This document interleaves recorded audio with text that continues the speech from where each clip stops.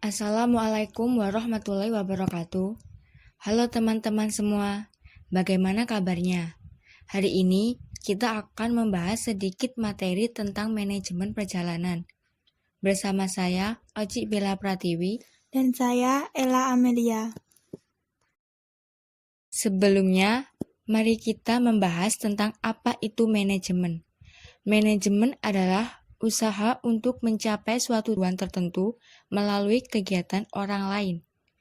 Manajemen juga bisa diartikan sebagai suatu proses atau kerangka kerja yang melibatkan bimbingan atau pengarahan suatu kelompok orang-orang ke arah tujuan-tujuan organisasional maksud yang nyata. Sedangkan arti dari perjalanan adalah bergerak dari satu titik ke titik yang lain.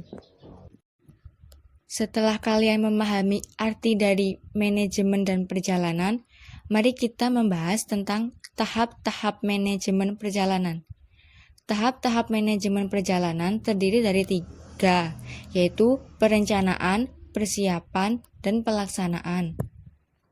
Perencanaan terdiri dari 5W plus 1H, yang terdiri dari where, who, why, when, dan how. Where, di mana?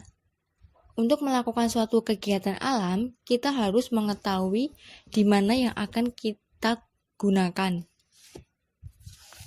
Who, siapa? Dalam melakukan kegiatan alam tersebut, kita akan sendiri atau dengan berkelompok. Why, mengapa? Ini adalah pertanyaan yang cukup panjang dan bisa bermacam-macam jawaban. When, kapan? Kapan waktu pelaksanaan kegiatan tersebut? Berapa lama? How, bagaimana? Merupakan suatu pembahasan yang lebih komprehensif dari jawaban pertanyaan di atas. Ulasannya adalah sebagai berikut. Bagaimana kondisi tempat, bagaimana cuaca di sana, bagaimana perizinannya, bagaimana mendapatkan air, dan lain sebagainya. Lalu persiapan perjalanan. Dalam ini kita akan membahas apa aja sih persiapan yang harus kita lakukan saat mau melaksanakan kegiatan tersebut. Yang pertama itu kita harus siapkan mental dan fisik kita. Yang kedua, pengetahuan. Yang ketiga, keterampilan. Dan yang keempat itu administrasi. Kelima, peralatan dan makanan. Dari persiapan perjalanan tadi yang saya bahas adalah makanan. Makanan, 2 unsur gizi merupakan sumber tenaga paling utama, adalah hidrat, arang, dan zat lemak. Hidrat arang memegang peranan penting sebab jumlah tenaga yang dihasilkan pada waktu pembakaran tubuh per liter oksigen jauh lebih besar daripada jumlah tenaga yang dihasilkan dari pembakaran zat lemak. Pembakaran lemak menjadi kalori juga berjalan lambat, sehingga ada baiknya memakan makanan yang mengandung banyak lemak pada pagi hari agar menghasilkan kalori ketika dibutuhkan di siang hari. Makanan itu misalnya lemak daging, mentega, keju, kuning telur, kacang, dan lain-lain. Karbohidrat dapat diperoleh antara lain dari beras, susu, gula-gula, coklat, dan sebagainya. Adapun protein, untuk pendaki gunung sebaiknya tidak disuguhkan dalam kadar yang tinggi. Protein yang berlebihan menyebabkan amonia dan asam amino banyak tertimbun di dalam darah sehingga cepat menimbulkan rasa lelah. Amonia dan asam amino yang berlebihan tadi menyebabkan banyak kencing sehingga cairan yang hilang.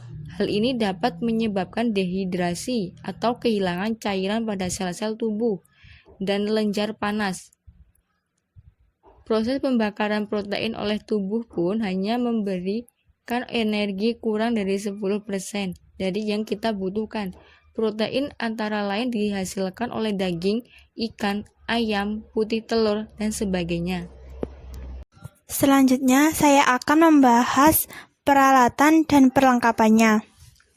hanya barang yang kita butuhkan yang ada dalam tas kita dan ada peralatan yang tidak dibutuhkan dalam tas kita. Jenis-jenis peralatan ada 3, yaitu peralatan dasar.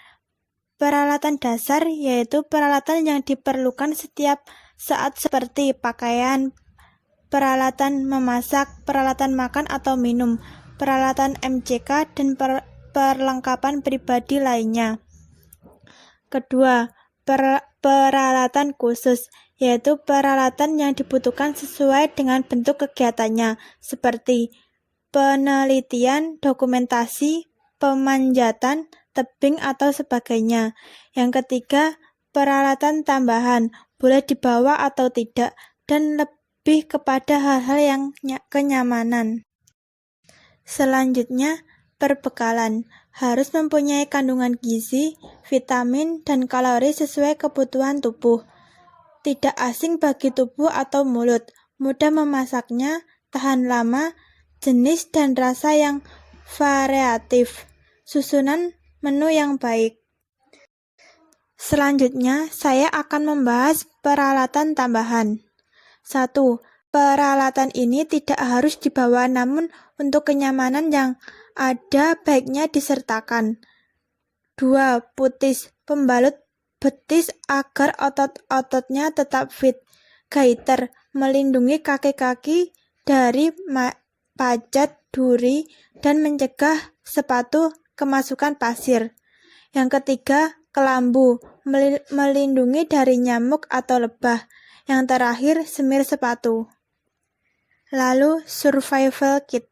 Survival kit terdiri dari alat menjahit, alat sol, tali sepatu cadangan, korek api, gunting kecil, perlengkapan P3K, alat pemancing. Barang-barang tersebut sebagian wajib kita bawa saat melakukan atau melaksanakan kegiatan alam tersebut.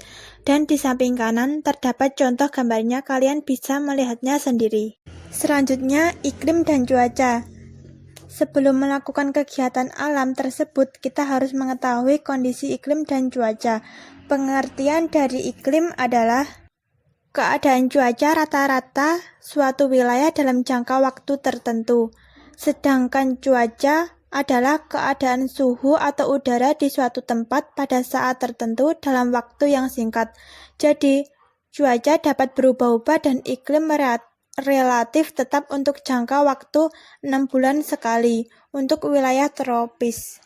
Yang terakhir, kita akan membahas tentang packing.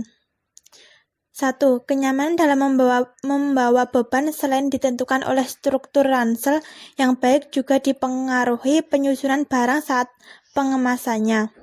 Yang perlu diperhatikan antara lain kelompok barang-barang sesuai dengan kebutuhan dan bungkus dengan kantong plastik yang baik, terutama pakaian ganti, peralatan navigasi, dan sebagainya.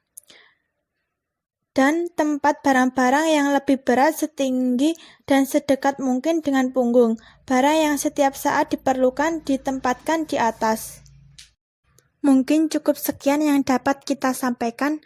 Kurang lebihnya kami mohon maaf. Sekian, terima kasih. Wassalamualaikum warahmatullahi wabarakatuh.